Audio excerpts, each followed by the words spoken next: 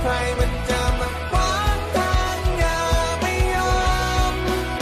แม้ก็จะไม่คุ้มอะไรที่ทำลงไปเพื่อเร็วๆสนับสนุนพ่อแม่มึงแหละที่ตอมใจกูจะบอกมึงไว้นะนี่แค่เตือนมึงไว้นะถ้ามึงไม่ฟังคงมีสักวัน